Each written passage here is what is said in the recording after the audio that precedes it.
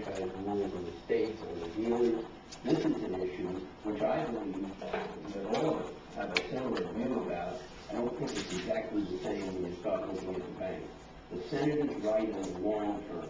We have to take some of these really toxic banks and straighten them out. This senator is exactly right that 90% of the banks in the country are doing a great job. The only thing is 25 million small businesses can't get their money from banks.